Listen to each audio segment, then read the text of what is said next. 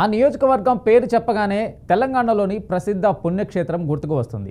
ఆధ్యాత్మిక భావాలను పెంపొందించేందుకు రూపొందించిన దేవాలయాలలో ఈ పుణ్యక్షేత్రం ఒకటిగా నిలుస్తుంది. అంతేకాదు ఆ నియోజకవర్గంలో కమ్యూనిస్టులు చేసిన అనేక ఉద్యమాలు గుర్తుకొస్తాయి. దాంతో ఇక్కడ మొదట కమ్యూనిస్టులను ఆదరించారు ఓటర్లు. తర్వాత కాంగ్రెస్, టీడీపీలకు పట్టం కట్టారు. ప్రస్తుతం ఈ నియోజకవర్గంలో ఎన్నో ఆశలతో కాంగ్రెస్ అభ్యర్థిని గెలిపించారు ఓటర్లు. మరి వారికి ఇచ్చిన హామీలను ఆ ఎమ్మెల్యే ఎంతవరకు నెరవేరుస్తున్నారు?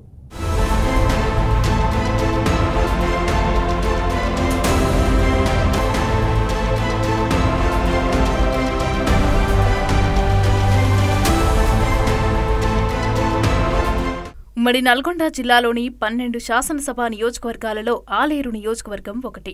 ఈ నియోజకవర్గంలో ఆలేరు, యాదగిరిగుట్ట, తుర్కపల్లి, రాజపేట, గుండాల, బొమ్మల రామారం, ఆత్మకూరు ఎం, మోటకొండూరు మండలాలు ఉన్నాయి.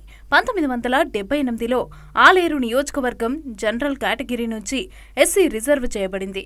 ఆ తర్వాత 2009లో తిరిగి జనరల్గా మారింది. మొదట ఈ నియోజకవర్గం కమ్యూనిస్టులకు కంచుకోటగా ఉండేది.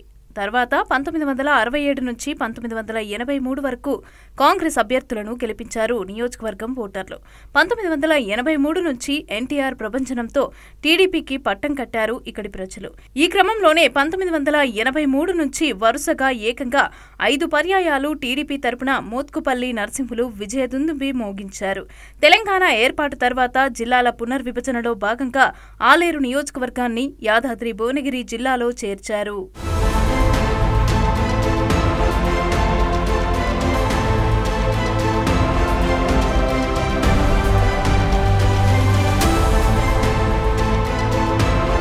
ఇక 2009లో జరిగిన శాసనసభ ఎన్నికల్లో కాంగ్రెస్ పార్టీ అభ్యర్థి బూడిద భిక్షమయ్య గౌడ్ తన సమీప ప్రత్యర్థి బీఆర్ఎస్ అభ్యర్థిగా పోటీ చేసిన కల్లం యాదగిరి రెడ్డిపైన గెలుపొందారు. 2014, 2018 ఎన్నికల్లో బీఆర్ఎస్ పార్టీకి చెందిన గొంగిడి సునీతారెడ్డి బూడిద భిక్షమయ్య గౌడ్ పైన 2 సార్లు విజయం సాధించారు.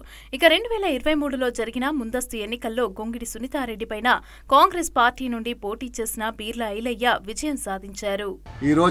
ప్రజాప్రభుత్వం ప్రజల కోసం ప్రజల ఆశయ మేరకు ఈరోజు ప్రభుత్వం ఏర్పడింది. గత ప్రభుత్వం చేసింది ఏమీ లేదని చెప్పి ప్రజలు తిరస్కరించి ఈరోజు కాంగ్రెస్ ప్రభుత్వానికి పట్టం కట్టారు. కానీ అదే కాంగ్రెస్ పార్టీ ప్రభుత్వం ఈరోజు ప్రజలకు ఎంతో మందికి ఉద్యోగ అవకాశాలు కానీ నిధులు కానివ్వండి ఈరోజు ప్రజలకు ఒక సంవత్సరంలో ఎన్నో చేశారు. కానీ ఈరోజు ఆలేరు నియోజకవర్గానికి వస్తే గతంలో శిలాఫలకాలకే పరిమితమైన ఆలేరు నియోజకవర్గం ఈరోజు ప్రతి ఒక్క చెరువు దాదాపు 100 చెరువులు నీటితోటి కలగాలాడుతున్నాయి. గోదావరి నీళ్ళు గతంలో తపాష్పల్లి తలాబుల్నే ఉందని చెప్పారు. తపాష్పల్లితోటి ఆలేరు నియోజకవర్గంలో ఒక సుక్క నీరు రాలేదు. బీర్ల ఐలయ్య విద్యార్థి దశ నుంచే రాజకీయాలపైన ఆసక్తితో కాంగ్రెస్ పార్టీ విద్యార్థి విభాగం national students union of India NSUIలో చేరారు. 2006లో స్థానిక సంస్థల ఎన్నికల్లో కాంగ్రెస్ అభ్యర్థిగా పోటీ చేసి సైదాపురం గ్రామ సర్పంచ్గా ఎన్నికయ్యారు. ఆ తర్వాత 2008లో యాదగిరిగుట్ట మండల అధ్యక్షునిగా, 2013లో యాదగిరిగుట్ట టౌన్ ఎంపీటీసీగా ఎన్నికై టీపీసీసీ కార్యదర్శిగా, ఆలేరు కాంగ్రెస్ పార్టీ ఇన్ఛార్జిగా వివిధ హోదాల్లో పనిచేశారు. 2023లో జరిగిన ఎన్నికల్లో కాంగ్రెస్ అభ్యర్థిగా పోటీ చేసి బీఆర్ఎస్ అభ్యర్థి గొంగిడి సునీతపైన 49,000 ఓట్ల మెజార్టీతో ఎమ్మెల్యేగా ఎన్నికయ్యారు. అనంతరం ఐలయ్య ప్రభుత్వ విప్గా నియమితులయ్యారు.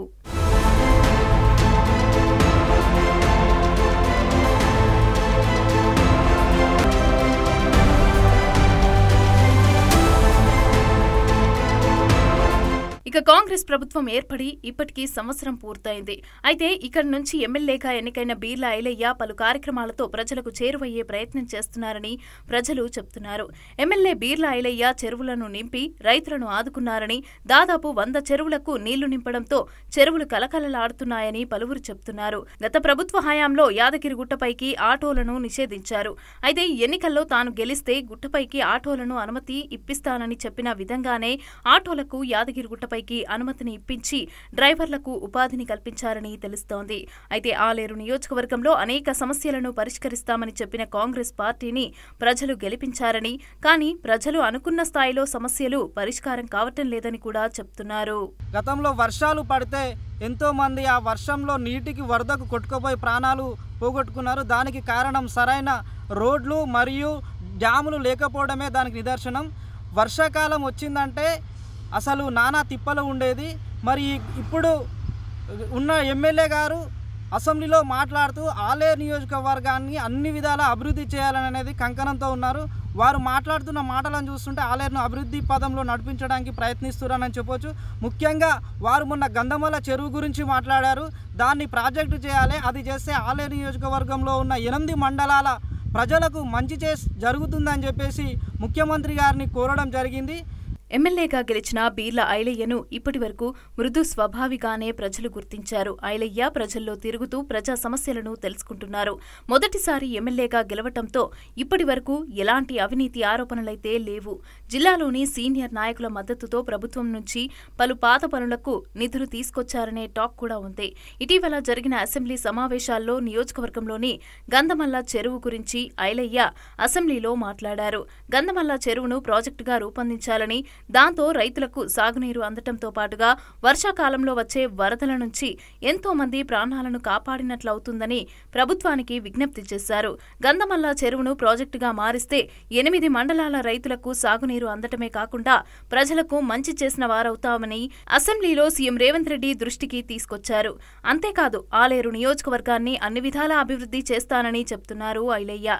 నియోజకవర్గంలోని అన్ని గ్రామాల చెరువులు, కుంటలను నింపి నియోజకవర్గాన్ని సస్యశ్యామలం చేస్తానని బీర్ల ఐలయ్య చెప్తున్నారు. దీంతో బీర్ల ఐలయ్య నియోజకవర్గ ప్రజల మనసు గెలుచుకున్నారని చెప్తున్నారు. అయితే ఎమ్మెల్యేగా గెలిచిన బీర్ల ఐలయ్య ఇప్పుడిప్పుడే ప్రజలకు దగ్గరవుతున్నారని, నియోజకవర్గంలోని ప్రజా సమస్యలు తెలుసుకుని వాటిని పరిష్కరించే విధంగా కృషి చేయాలని పలువురు సూచిస్తున్నారు.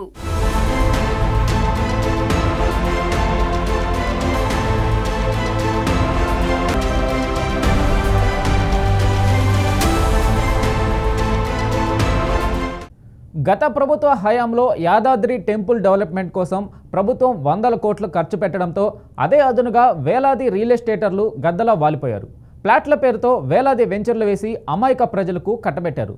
దీంతో లక్షలు పోసి ప్లాట్లు కొన్నవారిలో మోసపోయిన వారే ఎక్కువగా ఉన్నారు. అయితే మోసం చేసిన వ్యాపారులపై చర్యలు తీసుకుంటామని ఎన్నికల ముందు ఐలయ్య హామీలు ఇచ్చారు. మరి ఇంతవరకు చర్యలు తీసుకున్నారు? బాధితులకు న్యాయం జరిగిందా?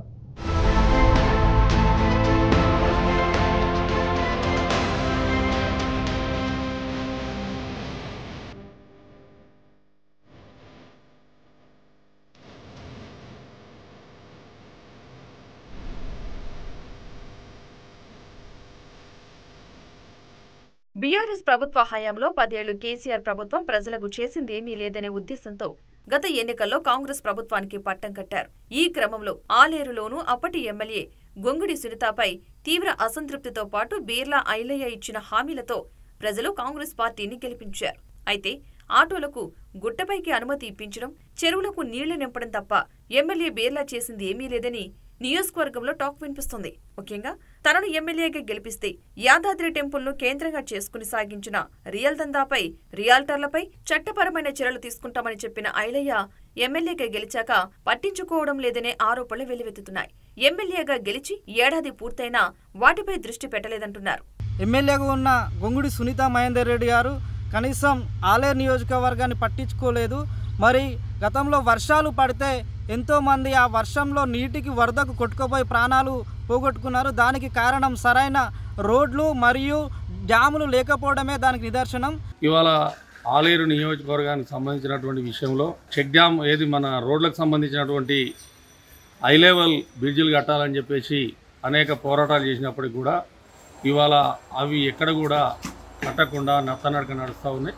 ఈ యొక్క ప్రభుత్వాలు పట్టించుకోవడం లేదని చెప్పేసి మేము ఈ యొక్క ప్రభుత్వాన్ని గుర్తు చేస్తా ఉన్నాం. నీళ్లు, నిధులు, నియామకాల పేరుతో ప్రజలను నిండా ముంచారనే తెలంగాణ ప్రజలు బీఆర్ఎస్ ను తిరస్కరించి కాంగ్రెస్ కు పట్టం కట్టారు. బీఆర్ఎస్ ప్రభుత్వ హయాంలో 10 ఏళ్లు కేసీఆర్ ప్రభుత్వం ప్రజలకు చేసిందేమీ లేదని, ఆలేరులోనూ యాదాద్రి దేవస్థానం తప్పితే ఇంకేమీ అభివృద్ధి పనులు చేయలేదంటున్నారు. 100,000 కోట్లు పెట్టి ప్రాజెక్టులు కట్టిండ్రు తప్ప నీళ్లు పారలేదని ప్రజలు ఆవేదన వ్యక్తం చేస్తున్నారు. గత ప్రభుత్వ హయాంలో స్థానిక ఎమ్మెల్యే గొంగుడి సునీతతో పాటు ప్రజాప్రతినిధులు పథకాల పేరుతో శిలాఫలకాలకే పరిమితమయ్యారు తప్ప మరెలాంటి అభివృద్ధి పనులు పూర్తి చేయలేదని ఆలేరు ప్రజలు చెబుతున్నారు. అయితే ప్రస్తుత ఎమ్మెల్యే బీర్ల ఐలయ్య కూడా చెరువులను నింపడం తప్ప మరేమీ పనులు చేయలేదంటున్నారు. కొత్తగా వచ్చే ప్రభుత్వం ఇప్పుడు గౌరవ ఎమ్మెల్యే బీర్ల ఐలయ్య గారు ఏడాది నుంచి కేవలం ప్రకటనకే పరిమితమవుతుంది తప్పితే ఎక్కడ కూడా పనులు జరిగిన దాఖలాలు కనిపిస్తలేవు. మా యారుట పట్టణంలో కేవలం ఆటోల సమస్యలు, చిన్న చిన్న సమస్యలు తప్పితే మేజర్గా ఉన్నటువంటి రోడ్ల సమస్యలు కానీ, నిరుద్యోగ సమస్య కానీ, రైతులకు ఉన్న సమస్యలు కానీ అదే విధంగా ఉంది. దాంతోపాటు మా యారుట యొక్క దేవస్థానానికి ఇప్పుడు బడ్జెట్లు కూడా ఎలాంటి రూపాయి కూడా కేటాయించకుండా ఈరోజు నిర్లక్ష్యం వహిస్తున్నారు. ప్రజలకు ఏం కావాలో తెలుసుకొని వారికి అనుగుణంగా అన్ని కార్యక్రమాలు చేయాలని మేము కోరుకుంటున్నాం. మరోవైపు యాదాద్రి టెంపుల్ కేంద్రంగా టెంపుల్ చుట్టూ ఉన్న పట్టణాల్లో అనేక రియల్ ఎస్టేట్ సంస్థలు పుట్టుగొడుగుల్లా పుట్టుకొచ్చాయి. దాంతో ఈ ప్రాంతంలో రాష్ట్ర వ్యాప్తంగా ఉన్న అనేక మంది బాధితులు ఇక్కడ ప్లాట్లు కొనుక్కున్నారు. పెట్టుబడుల పేరుతో లక్షల్లో పెట్టుబడులు పెట్టించి ప్లాట్లు కొనిపించారు రియల్ వ్యాపారులు. చివరికి అక్కడ అంత రియల్ భూమి లేకపోవడంతో మోసపోయామని గ్రహించారు. ఇదిలా ఉంటే రియల్ ఎస్టేట్ కోసం రైతుల వద్ద తీసుకున్న భూములకు గత బీఆర్ఎస్ ప్రభుత్వంలో రైతు బంధు నిధులు వచ్చాయనే ఆరోపణలు వెల్లువెత్తాయి. కానీ వాటిపై ప్రస్తుత ప్రభుత్వం చర్యలు తీసుకున్న పాపాన పోలేదని రైతులు మండిపడుతున్నారు. దేవుని పేరుతో రియల్ ఎస్టేట్ వ్యాపారాలు చేసిన రియల్ సంస్థలకు నాడు నేడు ఉన్న ప్రభుత్వాలు వత్తాసు పలుకుతున్నాయి తప్ప ఆ ప్రాంత ప్రజల ప్రయోజనాలు కానీ, ఆ ప్రాంత రైతుల ప్రయోజనాలు కానీ పట్టించుకున్న ప్రభుత్వాలు లేవంటున్నారు. రియల్ ఎస్టేట్ వ్యాపారులు చేసిన మోసాలపై ఇప్పటికీ ప్రభుత్వం ఒక్క నివేదిక రూపొందించలేదని అసహనం వ్యక్తం చేస్తున్నారు. దీంతో ప్రభుత్వంపై, స్థానిక ఎమ్మెల్యేపై పెట్టుకున్న ఆశలు ఆవిరవుతున్నాయని బాధితులు ఆవేదన వ్యక్తం చేస్తున్నారు. తమ సమస్యల పరిష్కారం కోసం ఇప్పటికైనా ప్రభుత్వం స్పందించి ఆలేరు నియోజకవర్గంలో జరుగుతున్న రియల్ ఎస్టేట్ వ్యాపారాలపై చర్యలు తీసుకుని ప్రజలకు, రైతులకు, రియల్ బాధితులకు సరైన న్యాయం జరిగేలా చూడాలని నియోజకవర్గ ప్రజలు కోరుతున్నారు. ఈ తెలంగాణకు చేసింది ఏమీ లేదు. ఎందుకంటే కేవలం ప్రజలను మభ్యపెట్టి మోసం చేసి నీళ్లు, నిధులు, నియామకాలని చెప్పి ఇంటికో ఉద్యోగం ఇస్తాం, అది పొలానికి కాలువ డబ్బు పెడితే కాలువ పాడితే నీళ్ళు వచ్చి వ్యవసాయం చేసుకున్నా అని చెప్పి ప్రజలను నమ్మించి మన నీళ్లు మనకు వస్తాయి, మన ఉద్యోగాలు మనకు వస్తాయి అని చెప్పి ఈరోజు రాజ్యాధికారంతో విర్రవేగి ప్రజలను మోసం చేసిన ప్రభుత్వం కాంగ్రెస్ ప్రభుత్వం. మరోవైపు నియోజకవర్గంలో గత ప్రభుత్వ హయాంలో ఆగిపోయిన పనులను పూర్తి చేసుకుని బిల్లు తీసుకున్నారే తప్ప నియోజకవర్గంలో చెప్పుకోదగ్గ అభివృద్ధి పనులు చేయలేదంటున్నారు స్థానికులు. ఆటోలను గుట్టపైకి అనుమతించడం తప్ప యాదగిరిగుట్ట దేవస్థానంలో ఎంతమందికి ఉద్యోగాలిచ్చారని ప్రశ్నిస్తున్నారు. గత ప్రభుత్వంలో జరిగిన అవినీతి అక్రమాలను వెలికితీస్తామన్న కాంగ్రెస్ ప్రభుత్వం నేటికీ చర్యలు తీసుకోలేదంటున్నారు. నియోజకవర్గంలో రోడ్లు చిన్నాభిన్నమయ్యాయని, మేసర్ రోడ్ల సమస్యలు అలాగే ఉన్నాయని ఆవేదన వ్యక్తం చేస్తున్నారు. పాత పనులు పూర్తి చేసి బిల్లులు తీసుకుంటున్నారే తప్ప కొత్తగా మరేమీ చేయడం లేదంటున్నారు. యాదగిరిగుట్ట దేవస్థానానికి ఇప్పటి వరకు రూపాయి కూడా కేటాయించలేదని నిలదీస్తున్నారు. ఇప్పటికైనా ప్రజలకు ఏం కావాలో తెలుసుకుని వాటిని నెరవేర్చాలని నియోజకవర్గ ప్రజలు కోరుతున్నారు.